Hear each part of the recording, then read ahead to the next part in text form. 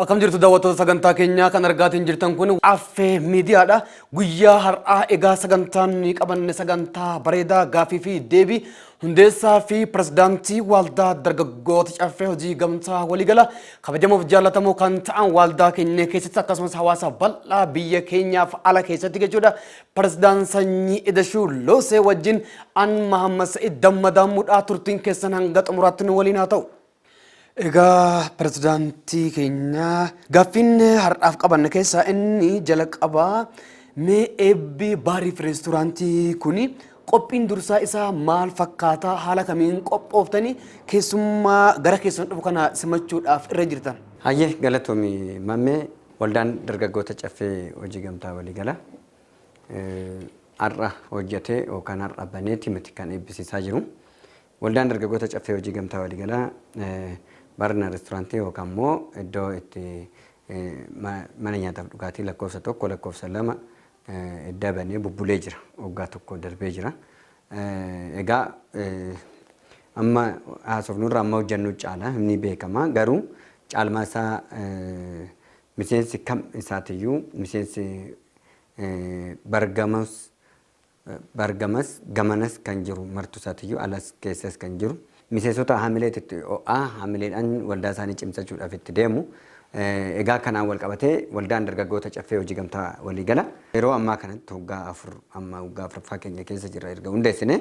Waggaa afur kana keessatti waldaan dargaggoota Caffee hojii gamtaa waliigala maal hojjete? Maal irra jira? An jedhu baay'eetu jira. Hundaan eebbisiisne bulchiisni magaalaa Finfinnees akka argamu waamichi ta'eefii jira. Akkasumas immoo qaamni adda addaa qaamoleen inni ilaallatu martu isaatiyyuu dhufanii akka argamaniitoo open akka nu godhan yookaan baniisa akka nuuf godhan akkasumas akka dhufanii nuuf eebbisan akka nu bira dhaabbatan. Kwaalitii isaa kan eeggate cimina isaa kan eeggate bal'inaatiin jiddugala gabaa kana keessatti yookaan jiddugala tajaajila waldaan dargaggoota Caffee hojii gamtaa laatu kana keessatti waan hunda wal qixxeessinee galchaa jirra jechaadha. Kanaafuu Caffee waldaan dargaggoota Caffee hojii gamtaa waliigala Caffee baarina reesturaantii kana hoo eebbisiisu yookaan hoteela kanatti hoggaa eebbisiisu VIP qaba. Galma qaba. Galma akkuma hoteela kamiitiyyuu galma mariidha. Galma hin qaba. Hoteela barbaadan akkasumas immoo iddoon itti VIP dhaan irree keessummoolee isaanii kan ittiin gaggeeffamuu danda'an jira. Reesturaantiin kophaatti jira. Waan hunda isaatiyyuu kan eeggateedha. Deliverii nyaataa bakka jiranitti geechuun keekaawweedhaan qopheessuun diggisii adda addaa sagantaa adda addaa namni tokko sagantaa qopheeffatu yoo sagantaa san nuuf kenne nus ajaja isaa san order goonee fi qopheessinee fi ni keessummeessina jechaadha. Guyyaa afran guyyaa gaafa 30 hanga gaafa bulii 3 ji'a sadaffaatitti guyyaa afuriif kan turu sagantaa eebbaa qopheessinee jirra. Haala duree guutuu isaa qopheessinee qophoofnee jirra. Waan hundaanuu gahumsa kan qabuutiin bifa bareedaa ta'eetiin bifa waldaa ibsuun qopheessinee jirra. Kana fakkaataa jechaadha. Galatoomii. Hayyee pirezidaant Sanyii Idashuu Loosee egaa eebba kanaaf keessummoota gurguddaatu dhufee irratti hirmaata. Mee isaanoo bifa kamiin simachuudhaaf qophooftaniirtan waamicha gootanii fi kan dhufaa jiran jedhee yaada waan ta'eef dhufuudhaaf kan qophaa'anii jiranii isaan bifa kamiin simachuudhaaf qopheessanii jirtu? Bifa gaariidhaan kooreen dhaabbatee jira. Kooreen simattuutis dhaabbatee jira. Eegumsi ga'aatu jira. Eegumsi ga'aan jira. Paarkiin of taa'e hin jira. Paarkii ga'a, eegumsa ga'a, kooree simata akkasumas immoo dargaggeessa naamusa qabu. Dargaggeessa naamusa qabu qabannee harka keenya bal'ifannee waan yaamnee fi hundaa goonnee fi sadarkaa sadiitti VIP bifa 2-3tti qoonnee fi eeggachaa jirra. Bifa kamiin simattu kan jettuun wal qabatee adii uffannee fuula keenya ibsinee laphee keenya guutuudhaan itti abdanneet simanna. Inni simatamuuf dhufus akkaataa ittiin dhufu beeka waan ta'eef nuti immoo akkaataa ittiin simannu bifa addaatiin simanna jechaadha. Kanaaf egaa waldaan dargaggoota Caffee hojii gamtaa waliigalaa keessummoota isaa iddoo addaa laachuuf irratti waldaan dargaggoota Caffee hojii gamtaa waliigalaa kan ga'u hin jiru hin beekamna. Fuulduraaf irree ittuma fufna. Kanaaf waldaan dargaggoota Caffee hojii gamtaa waliigalaa simannaa keessummoota keenya bifa addaatiin simachuudhaaf qophii keenya guutuu haal dureedhaaf fixannee eeggachaa jirra jechaadha. Dhugaadha pirezidaant Sanyii haalli ittiin ibsitan kunillee yaada sirriidha. Simannaan isin keessummaaf qabattaniitiin jirtan gubbaa addaannee keessa ifnee eegumsaa fi kabajni achitti keessummaa keenyaaf taasisnu ol aanaadha jettanii fi kanneen kana fakkaatan irratti bal'inaan dubbattanii jirtu. Kanarraa irrattillee hubannoo gahaa akka daawwattoonni keenya argataa jirtan abdiin kiyya guddaadha.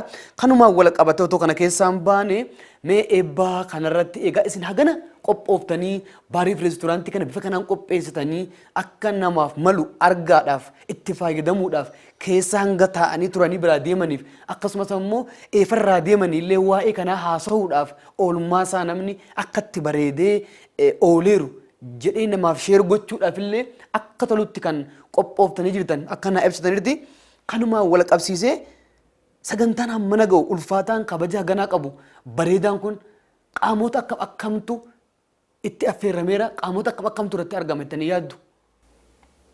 Egaa nuti akka warreen dhuunfatii miti dhaabbata waldaadha. Jiila qabna. Jiilli keenya dhiyaas, lixaayis, kaabaayis, kibbaayis kan dhufu. Jaarmiyaadhaani kan dhufu. Wal ijaaretti kan dhufu. Magaala keessas baadiyyaarraayis kan dhufu. Qaamni dhufee nu bira dhaabbachuu qabu kam isaatiyyuu akka nu bira dhaabbatu abdii qabna.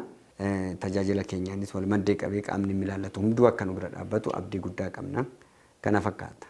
Hayyee Hundeessaa fi pirezidaantii waldaa dargaggoota caffee hojii gamtaa waliigalaa dhimma eebbaa baariif reestooraantii wajjin wal qabate hagana baata jennee yeroo qabdanirraa ka'uudhaan asirratti akka golomnu taasiseeti kan jiru.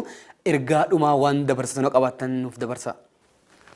Hayyee galatoomiin maamii ulfaadhu kabajamtoonni fi jaalatamtoonni miseensota waldaa dargaggoota caffee hojii gamtaa waliigalaa karra hundaanuu iyyuu iddoo hundatti warreen jirtan dameewwan 36 irraa warreen jirtanis Finfinnees ta'e Oromiyaas ta'e bakka jirtan hunda keessaa biyya alaas warri jirtan kara fedhii keessaniitiin asumaan asittis kanarrattis wal qabachiisee botola Ameerikaan irraa kan jiran baay'ee galata guddaa qabu. Deeggarsa wanna kana eebba kanaaf waan tokko isiniif danda'a jedhanii deeggarsa nu godhanii jiru. Warreen tokkos kan nu gargaartan hin jirtu warri maqaa keessan hin dhoofne galatoomaa ulfaadhaa jecha. Egaa hundi keessan iyyuu bakka jirtanitti naamusaan tasgabbiidhaan qidaameerraa guyyaa gaafa bulii 30 hanga guyyaa gaafa 3tti waan gaggeessu kanarratti eebba gaggeessinu kanarratti tokkoffaa waldaadhaaf haamilee guddaadha, lammaffaa amma geenyu agarsiisuudha.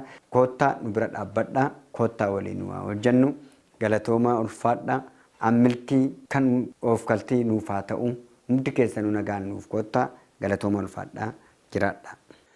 Hayyee pirezidaantii fi hundeessaa waldaa dargaggoota caffee hojii gamtaa waliigalaa pirezidaant Sanyii Edashuuloos ammas irra deebiin hanga sa'aatii ammaa kanan waliin turuu keessanii maqaa waldaa dargaggoota caffee hojii gamtaa waliigalaa miseensotaa fi akkasumas immoo maamiltoota deeggartoota keenya hawaasaaf mootummaa keessa jiran biyya keessaaf ala guutuu isaanii bakka bu'ee hedduu galatoomaa ulfaadhaa isiniin jechuun barbaada.